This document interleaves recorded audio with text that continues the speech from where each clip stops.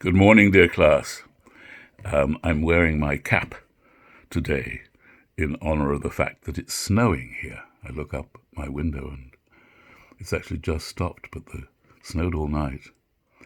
And in honor of the fact that it's quite cold in my room, and also because I'm trying to look a little Irish, for the sake of the play you're to read this weekend, Waiting for Godot, written by a famous Irish writer, Samuel Beckett, who was the secretary of an equally famous, perhaps even more famous, Irish writer, the novelist, primarily novelist, although he did write some drama and some poetry, but the enormously famous Irish writer James Joyce, who employed Beckett as his secretary and dictated to him his greatest work, Finnegan's Wake.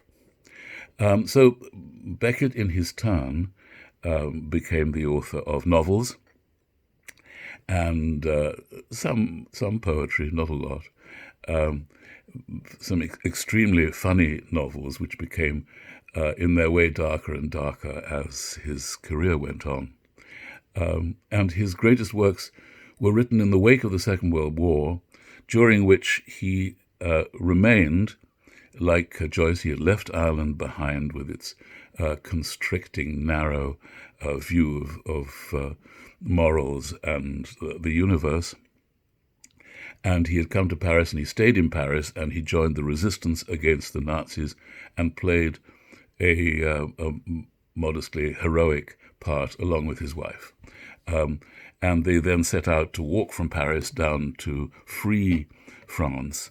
And some people have seen in the play that you're about to read a kind of garbled memory of that walk with his wife, with whom he had a close but argumentative relationship, reflected in the two main characters, perhaps, of this play. Two main characters whose names are mysteriously Vladimir, although he shows no sign of being Russian, and Estragon, who shows no sign of being a herb, which is what estragon is. So Beckett had at first pretty limited success with this play, which was written in the 1950s, which shocked its first audiences because nothing appeared to be happening. And this infuriated them so much they couldn't figure out why they had been called on to come to the theatre, and many of them walked out. They walked out in droves, and famously the first audience that relished the play was an American prison audience. When it was performed to them, they recognized instantly the fate of the two main characters who are stuck there, waiting for somebody to arrive, wanting to move on, but unable to do so. And from then on, it gained ground as a classic until, as I wrote to you, it became, in some ways, the most famous play of the century, especially if you allow Chekhov's plays to belong to the end of the 19th century, as in many ways they do belong, and Chekhov, who died in 1904. So this particular play and others of his plays are performed worldwide and would be being performed today in some part of the globe. Waiting for Godot would be running, except for the coronavirus, which has stopped it in its tracks, rather like the central characters in the play are stopped in their tracks, as you'll discover as soon as you start reading it. So this is by way of a small introduction to the history of the play, to account for its enormous fame. You have to allow, I think, as with Shakespeare, as with Sophocles, as with many of the greatest writers in the history of literature, for the fact that they become compulsory writers that you have to read, whether you like it or not, in order to be able to regard yourself as an educated person. So when you see somebody reading a novel by William Faulkner on the subway, if anybody's reading, goodness, probably get arrested for not having a cell phone. But reading a book, anyone actually reading a novel by William Faulkner is almost certainly doing a class uh, of American modernism studies or even Faulkner studies. I've had some of the most joyous classes of my life teaching nothing but Faulkner all semester. So you will find few people out there in the world of their own free will reading William Faulkner, despite the fact that he is one of the most glorious and deeply, profoundly enjoyable writers who ever lived. Similarly, with Waiting for Godot, this play, with the emphasis on odd, the first syllable, not Godot, as Americans mysteriously want to pronounce it. Nobody knows why. So Waiting for Godot has acquired something of that status as an icon. However, those of you who are addressing it for the first time will not be much helped by that iconic status, and you will wonder, I imagine, somewhat as its first audiences did, WDF. So, to give a little background to the WDF of it all, Beckett is a mysterious writer in certain ways. He creates a landscape, a background, which appears to be both Ireland and France. There's no reason why you shouldn't do that. This is a country of the imagination, and that is distinctively Beckett's world. You will find in this play references to France, and yet it seems undeniably to be taking place in Ireland.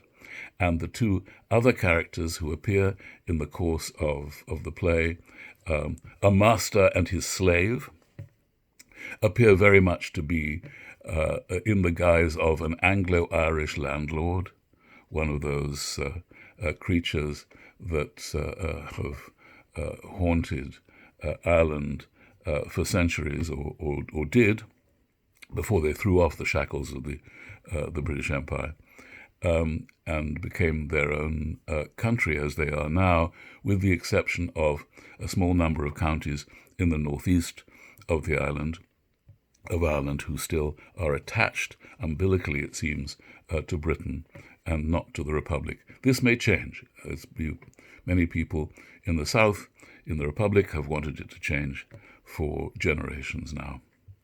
And we'll see whether 100 years on from the Easter Rising, which triggered, although it did not achieve, Ireland's freedom. So there is this strange landscape. You'll see an empty, bleak landscape with a tree in it, on which two disreputable-seeming characters who are both bums of one kind or another. They wear a hat, not the cap with which I'm attempting to simulate some Irishness, but a bowler hat, because they are essentially clowns. Clowns wear bowler hats, those round-topped black things with a short brim. And there are many clown routines in this play, as there are in Beckett's plays generally, a tribute to the surreal nature of the play, which is one of the elements that confused and alarmed audiences who were not used to surrealism. So there they are, these two characters who meet and ask each other how and where they spent the night. They're there, as we discover, waiting for a character called Godot, who inevitably was identified as God. They're waiting for God to show up and tell them what to do, and that still seems a perfectly reasonable interpretation, even though it was one bitterly resisted and contested by Beckett, who said no, no, no. And it's worth, in that name, remembering that this play was written in French, as all of Beckett's work was, with some later exceptions, and translated into English by Beckett and, in this case, a translator who he worked with closely. So in France, of course, in French, Godot makes no reference to Dieu, who is God. So there's no reason for a French audience to think of Godot, of Waiting for Godot, as Waiting for God. However, we can't really escape it, and it seems a very simple explanation for what is happening in this play. They're waiting, their boredom is interrupted by the arrival of the master and his slave. They arrive in the first act, and then they arrive in the second act, which, to the deep shock of its early audiences, appears to be exactly the same as the first act. It isn't. However, it's just another day. It's actually deeply different, and when the master and his slave arrive, a great change has taken place in them, as you will discover. They are subject, as are we all, to decay. Perhaps they're subject to political decay. Perhaps Ireland has changed, but certainly this strange landscape in which Didi, Vladimir, and Gogo, Estragon, find themselves is not unchanging. It's only unchanging for them because they want to leave. Shall we go? Yes, let's go. We can't. Why not? We're waiting for Godot, as the exchange goes over and over between Didi and Gogo, who never address each other as Vladimir and Estragon, and we wouldn't know they were called that were it not for a cast list at the beginning of the play. They are Didi and Gogo. They are dear pals. They drive each other mad, and yet they love each other, which is perhaps was the case with Sam Beckett and his wife as they tramped south. Maybe they arranged to meet a resistance leader, and they kept on turning up at the appointed place, and he kept on not turning up. Maybe that was the germ of this remarkable play. So Sam Beckett, who was known as Sam, he seems to be the most fearsome figure as a writer that you could possibly imagine. But everybody who worked with him, I knew knew well. We were at college together. His assistant on the first production of Waiting for Godot in Britain. His assistant, Steve Frears, went on to become a famous movie director and directed many movies you might have seen if you'd been watching American films from the 1970s through the turn of the century.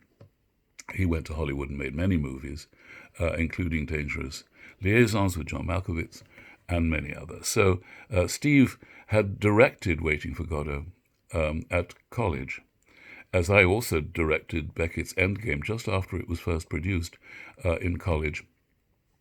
And Steve saw a good deal of Beckett, obviously, as his assistant on the production, and I've known many actors who have worked with Beckett who oversaw his plays very carefully, dictatorially in production. You weren't allowed to change a word or a move. And they all say the same thing of Sam Beckett. He was a jolly good fellow. He was a delightful, joke-telling, entertaining man who was down the pub quick as a rat up a drain, and was not the solemn, worryingly serious chap who you might think had written his work, particularly his novels. So I'm not sure that's much reassurance that an entertaining man wrote these possibly not very amusing works. But many people do find them funny. They are written, the plays, for laughs, with the possible exception of Endgame, which doesn't have very many laughs in it, but has some nonetheless. And Godot particularly is full of pratfalls and absurdities at which a decent production will make any audience laugh. So that gives you a background to this celebrated play. I hope it gives you the ability to address it in a humorous mood and see its humor and not give in to the rather forbidding philosophy that seems to lie behind it, a philosophy of nihilism and despair, which for Beckett was a laughing matter. Some terrible things are said in the play, astride of a grave and a difficult birth, that we're born literally to plop out of the womb into our grave, as in some philosophical sense we are. By being born, we're sentenced to die. And this is something that you can get very grim and miserable about, or you can find an intensely funny cosmic joke. And that's how Beckett sees it, and how I hope you will be seeing life as you sit down to read the immortal play, Waiting for Godot. Thank you, my dears. I hope it gets you through your weekend without feeling too trapped in the way that Didi and Gogo are. Or maybe you'll identify deeply with it, and that will be your way into the play, as it was for the prisoners at San Quentin when they saw this play first performed. Be safe. Be well, please.